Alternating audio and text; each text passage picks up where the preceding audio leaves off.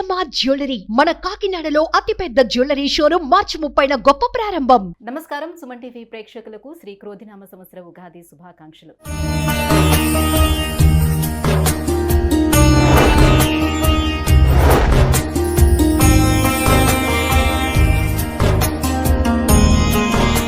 ఈ క్రోధినామ సంవత్సరం ద్వాదశ రాశుల వారికి ఎలా ఉండబోతుంది, అలాగే ఈ సంవత్సరం మొత్తం మీద నవగ్రహాల స్థితిగతులు ఏ రకంగా ఉన్నాయి అనే విషయాన్ని తెలియజేసేందుకు మనతో పాటు ఉన్నారు జ్యోతిష్య రత్న జ్యోతిష్య చక్ర వైభవ నిపుణ డాక్టర్ రాళ్లపల్లి రవికుమార్ గారు. గురుగారు నమస్కారం అండి. నమస్కారం. గురుగారు, ద్వాదశ రాశులకి ఏ రకంగా ఉండబోతుందో తెలుసుకునే ముందు ఈ సంవత్సరం అంతా కూడా ఆ ద్వాదశ రాశుల వరకు నవగ్రహాలు ఎక్కడెక్కడ ఉన్నాయి ప్లేసింగ్? తప్పకుండా అమ్మ. శరదిందు సమాకారే పరబ్రహ్మస్వరూపిణి వాసరాపీఠ నిలయే సరస్వతి నమోస్తుతే. సుమన్ టీవీ ప్రేక్షకులకు శ్రీ క్రోధినామ సంవత్సర ఉగాది శుభాకాంక్షలు. ముఖ్యంగా నవగ్రహాలంటే మామూలుగా బుధుడు కానివ్వండి, రవి కానివ్వండి, అవన్నీ 20 రోజులకి మారుతుంటాయి ఒక రాశి నుంచి ఇంకో రాశికి. అలాగే శుక్రుడైనా 20 రోజులు మారుతాడు, కుజుడు 45 రోజులు, రవి నెలనాడు. కాబట్టి ముఖ్యంగా మనం తీసుకోవాల్సిన గ్రహాలు మటుకు 4 అండి. ఒకటేమో గురువు, సంవత్సర కాలం అక్కడే ఉంటారు కాబట్టి. రాహుకేతులు ఏడార్థానికి ఒకసారి మారుతారు కాబట్టి. నెక్స్ట్ వచ్చేసి శని వచ్చేసి 2.5 సంవత్సరాలకు ఒక రాశి నుంచి ఇంకో రాశిలోకి మారుతారు కాబట్టి. ముఖ్యంగా మనం గోచారం చూసినప్పుడు, సంవత్సర ఫలితాలు చూసుకున్నప్పుడు మటుకు గురువు, శని, రాహుకేతుల పొజిషన్ ఈ సంవత్సరం అంతా ఎక్కడ ఉన్నాయో చెప్పుకుంటే సరిపోతుంది. ఎందుకంటే మనం ఏం గోచారం చెప్పుకున్నా కూడా ముఖ్యంగా ఆ 4 గ్రహాలని బేస్ చేసుకుని చెప్పాలి.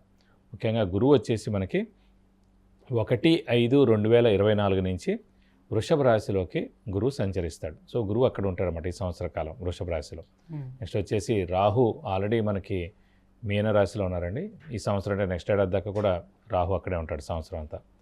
కేతు వచ్చి మనకి కన్యా రాశిలో ఉంటారు సంవత్సర కాలం అంతా. ఇంకా శని వచ్చేసి ఆల్రెడీ స్వస్థానమైన కుంభరాశిలో స్వస్థానంలోనే ఈ సంవత్సరం అంతా ఉంటాడు. ముఖ్యంగా మనకి అందరూ అంటారు గురువు అంటే మామూలుగా గురువు మారుతూ ఉంటాడు, డేట్స్ ఎలా తెలుసుకోవాలని. సాధారణంగా ఎందుకంటే గురువు ఇంపార్టెంట్. ఎందుకంటే దైవబలం, దైవానుగ్రహం సంబంధించిన అది గ్రహం వచ్చేసి గురువు.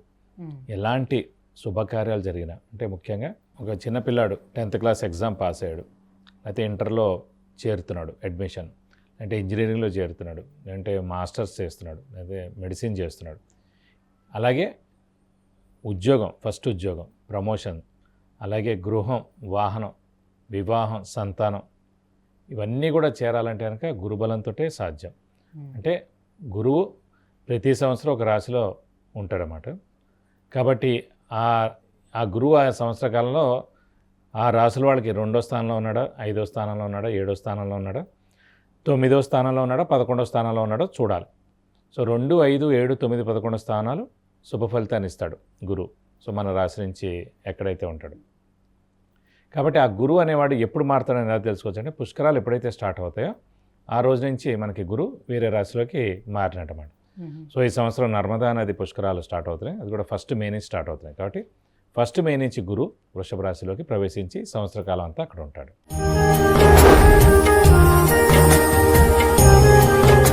గురుగారు, ధనుసు రాశి వారికి గ్రహస్థితిగతులు ఎలా ఉన్నాయి? ఈ క్రోధినామ సంవత్సరం అంతా వీళ్ళకి ఎలా ఉండబోతుంది? తప్పకుండా అమ్మ.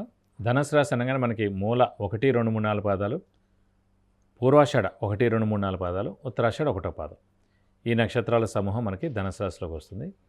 ఈ రాశి వారికి ప్రస్తుతం శని బలం పరిపూర్ణంగా ఉంది, రాహుకేతుల బలం కూడా మధ్యస్థంగా ఉన్నా కూడా నష్టమే లేదు, బాగానే ఉంది. గురువు మటుకు బలం తగ్గుతున్నాడు. ఎందుకంటే 1/5/2024 నుంచి 6వ స్థానంలోకి వెళ్తున్నాడు. 6వ స్థానం అంటే డెట్స్, మిజరీస్, ఎనిమీస్, అంటే శత్రువులు, అలాగే అనారోగ్యం, అలాగే అప్పులు, ఈ 3 కొంచెం పెరుగుతాయని. అంటే సాధారణంగా స్థానం అది, స్థానం చెప్పే విషయాలు అవి. కానీ గురువు అనేవాడు శుభగ్రహం కాబట్టి, దేవతలకి అధిపతి కాబట్టి ఇలాంటి నష్టాలు ఏం చేకూర్చడు. ఏదంటే 25%, అంటే తక్కువ మోతాదులోనే ఉంటుంది. దైవబలం అనేది కొంచెం తక్కువగా ఉంటుంది. సో శుభకార్యాలు అనేవి వాళ్ళ ఇంట్లో ప్రస్తుతం అయితే ఈ ఏడాదికి అయితే లేనట్టే అనుకోవాలి, మిశ్రమంగా ఉంది. అంటే ఎవరైనా వివాహ విషయం కానివ్వండి, సంతాన విషయం కానివ్వండి, గృహం కానివ్వండి, వాహనం కానివ్వండి, ఇలాంటివన్నీ ఈ ఏడాది అయితే లేవు, నెక్స్ట్ ఏడాది ఉన్నాయన్నమాట. కానీ శని బలం పరిపూర్ణంగా ఉంది కాబట్టి ఉద్యోగస్తులకు పట్టిందల్లా బంగారం, ప్రొఫెషనల్స్కి పట్టిందల్లా బంగారం. ఆరోగ్యం, ఆయుష్, మీకు మీ ఇంట్లో పెద్దవాళ్ళు చిన్నపిల్లలకి కూడా ఆరోగ్య ఆయుష్ చాలా బాగుంటుంది. అలాగే జనాల సహాయ సహకారాలు ఉంటుంది. నేను తృతీయ స్థానం అనేది జనాల సహాయ సహకారాల స్థానం. ఆ తృతీయంలో శని ఉన్నాడు కాబట్టి జనాల సహాయ సహకారాలు ఉంటాయి. మీకు ఆరోగ్యం బాగుంటుంది, ఆయుష్ బాగుంది. పట్టిన అంటే ఏదైనా మనం పని చేస్తే కనుక తప్పకుండా అవి సక్సెస్ అయ్యేందుకు కూడా అవకాశాలు ఉన్నాయి. కొంచెం గురుబలం తక్కువగా ఉంది కాబట్టి కొన్ని పనులు జరగవు. కానీ ఓవరాల్గా ఏంటంటే మెయిన్ జాతకం కూడా ఇంపార్టెంట్. ఎందుకంటే మహర్దశ ఏం నడుస్తుంది, అంతర్దశ ఏం నడుస్తుంది, విదశ ఏం నడుస్తుంది, అలాగే ఏ మహర్దశలో ఏ అంతర్దశ, ఆ గ్రహం నుంచి ఆ గ్రహం ఏ స్థానంలో ఉన్నాడు, ఆ గ్రహానికి వాడు యోకారకుడా, మిత్రుడా, శత్రువా, సముడా, ఇవన్నీ కూడా చూడాలి. మనం డీప్గా చూడాలంటే ఒక 50 పాయింట్స్ చూడాలి. 50 పాయింట్స్ చూసిన తర్వాత ఈ గోచారానికి రావాలి. కానీ గోచారం అనేది చాలా, ఎందుకంటే ఏ ఈవెంట్ జరగాలన్నా గోచారం అండి. ఒక ఉన్నత మాస్టర్స్ డిగ్రీ పొందాడు, వివాహయ్యే సంవత్సరం, సంతానం కలిగే సంవత్సరం, గృహం కొనే సంవత్సరం, వాహనం కొనే సంవత్సరం, ఫారెన్ వెళ్ళే సంవత్సరం, ప్రమోషన్స్ వచ్చే సంవత్సరం, ఇవన్నీ కూడా చెప్పాలంటే గోచారమే. ఏ సంవత్సరంలో వివాహం, ఏ సంవత్సరంలో సంతానం, ఇవన్నీ ఎలాంటివి జరిగినా మెయిన్ ఈవెంట్స్ గోచరం. అలాగే ఇంట్లో బ్యాడ్ జరిగినా కూడా, ఎవరైనా అనారోగ్య పాలైనా, చనిపోయినా, మిస్క్యారేజ్ అయినా, యాక్సిడెంట్ అయినా, మళ్ళీ ఇవన్నీ కూడా చెడును మంచి చెడు రెండు కూడా చెప్పాలంటే జాతకంగానే గోచారం ఇంపార్టెంట్. సో ఆ గోచారం అనేది చాలా జాగ్రత్తగా చూడాలి. ఏ సమయంలో ఏమవుతుంది, ఏ ఇయర్ ఆ శుభాన్ని ఇస్తాడు, ఏ ఇయర్ ఆ బ్యాడ్ ఇస్తాడు అనేది మనకి గోచార ఇచ్చే చెప్పాలి. కాబట్టి అందుకే గోచార ఫలితాలు కూడా చాలా ఇంపార్టెంట్. జాతకం ఫలితం ఎలాగో ఉంటుంది. జాతక ఫలితం చాలా బాగుంది అనుకోండి, గోచారం ఫలితం బాగాలేకపోయినా నష్టం లేదు. అలాగే జాతకం బాగాలేకపోయినా గోచారం బాగుంది అనుకోండి, గోచారం ఫలితం బాగానే ఉన్నట్టు అంటే ఆ ఏడాది. కానీ జాతకం బ్యాలెన్స్ చేస్తుంది. కానీ జాతకం బాలే, గోచారం బాలే అనుకోండి, చాలా ఎఫెక్ట్ ఉంటుంది. మరి ఆర్థిక పరంగా వీళ్ళకి ఎలా ఉండబోతుంది? ఆర్థిక పరంగా ప్రస్తుతానికి గురుబలం తక్కువగా ఉంది కాబట్టి కొంచెం మిశ్రమంగానే ఉంది. కొంచెం ఈ సంవత్సర కాలం కొంచెం మిశ్రమంగా అంటే మెయిన్గా డబ్బు ఖర్చు ఎక్కువగా ఉండడం. ఇంట్లో చాలా ఇప్పుడు విద్యార్థులు ఉంటారండి, వాళ్ళ పిల్లలకి, ముఖ్యంగా ఈ ధనుసు రాశి వాళ్ళ పిల్లలకి ఎడ్యుకేషన్ పరంగా బోల్డ్ డబ్బులు ఖర్చు పెట్టాలి. సో అవన్నీ ఖర్చు కిందే లెక్క అనమాట. అలాగే చాలా ఆకస్మిక ఖర్చులు అనేవి విపరీతంగా ఉంటాయి. ఈ సంవత్సర కాలం అంతా కూడా ఖర్చు ఉంటుంది, అలాగే రాబడి కూడా ఉంటుంది. ఖర్చు ఎక్కువగా ఉండడం అలానే ప్రాఫిట్ అనేది మనకు కనిపించకపోవచ్చు. అలా చెప్పి లాస్ కాదు, అది మీరు పెట్టేదంతా పెట్టుబడి అనమాట.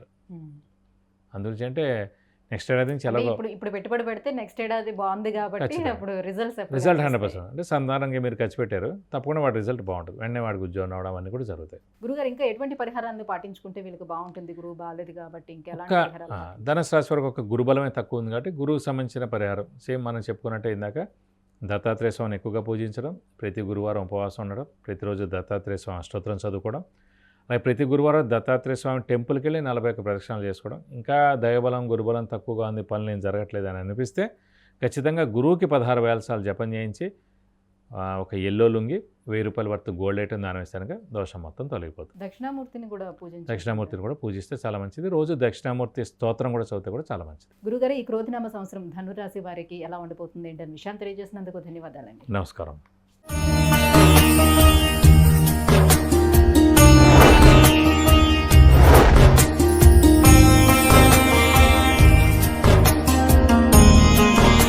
విద్య, ఉద్యోగం, విదేశీయానం, వివాహం, వాహన యోగం, గృహయోగం, సంతానం, ఆరోగ్యం, వీటన్నిటి గురించి తెలుసుకోవాలంటే గురుగారు అపాయింట్మెంట్ కోసం కింద స్క్రోల్ అవుతున్నటువంటి నెంబర్లకి మిస్ కాల్ ఇవ్వండి, లేదంటే మెసేజ్ చేసి అపాయింట్మెంట్ తీసుకోవచ్చు. సుమన్ టీవీలో మీ పర్సనల్ అండ్ బిజినెస్ ప్రమోషన్స్ కోసం కింది నెంబర్కి కాంటాక్ట్ చేయండి.